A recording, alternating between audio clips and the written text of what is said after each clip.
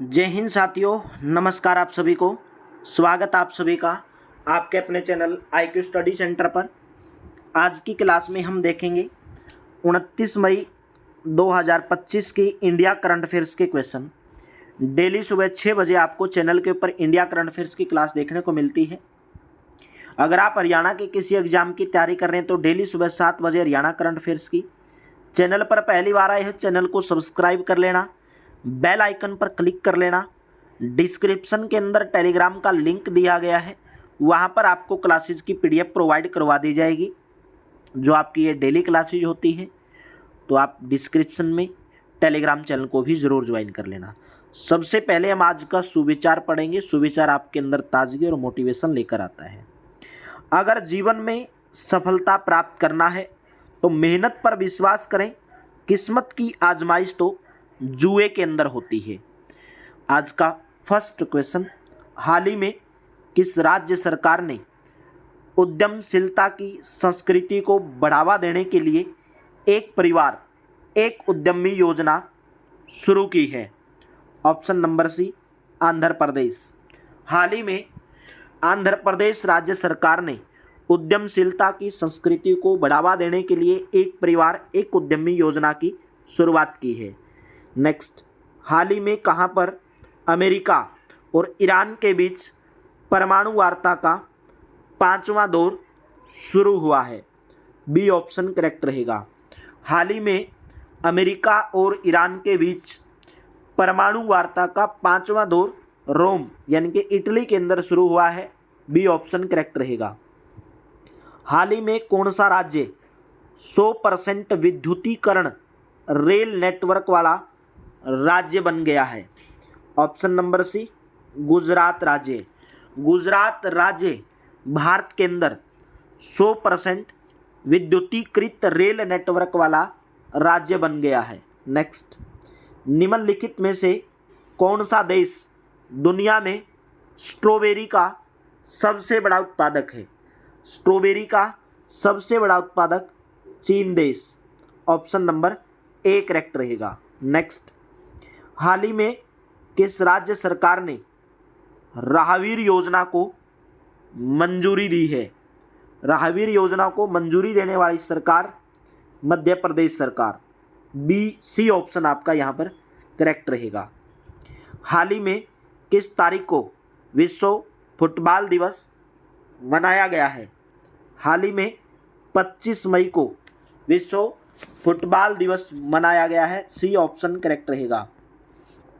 हाल ही में किस राज्य सरकार ने कोंकण रेलवे के भारतीय रेलवे में विलय को मंजूरी दे दी है? Option number C, Maharashtra. Maharashtra राज्य सरकार ने कोंकण रेलवे के भारतीय रेलवे में विलय को मंजूरी दे दी है। नेक्स्ट क्वेश्चन, हाल ही में प्रधानमंत्री नरेंद्र मोदी ने कहां पर rising north east investor summit 2025 का उद्घाटन किया है? ऑप्शन नंबर बी, नई दिल्ली। हाल ही में प्रधानमंत्री नरेंद्र मोदी ने नई दिल्ली में rising north east investor summit 2025 का उद्घाटन किया है। नेक्स्ट, हाल ही में कहां पर पंचायत उन्नति सूचकांक संस्करण 2.0 पर 2 दिवसीय राष्ट्रीय लेखन कार्यशाला का आयोजन हुआ है? ऑप्शन नंबर बी, नई दिल्ली। हाल ही में नई दिल्ली में पंचायत उन्नति सूचकांक संस्करण 2.0 पर 2 दिवसीय राष्ट्रीय लेखन कार्यशाला का आयोजन हुआ है। नेक्स्ट क्वेश्चन, निम्नलिखित में से किस शहर में 24 जून 2025 से राष्ट्रपति निकेतन आम जनता के लिए खुल जाएगा? Option number C, Dehradun. Dehradun शहर में 24 जून 2025 से राष्ट्रपति निकेतन आम जनता के लिए खुल जाएगा। सी ऑप्शन करेक्ट रहेगा। निम्नलिखित में से किस तारीख को प्रतिवर्ष अंतर्राष्ट्रीय महिला स्वास्थ्य कार्य दिवस मनाया जाता है? ऑप्शन नंबर डी, 28 मई को। 28 मई को प्रतिवर्ष अंतर्राष्ट्रीय महिला स्वास्थ्य कार्य दिवस मनाया जाता है। डी ऑप्शन करेक्ट रहेगा।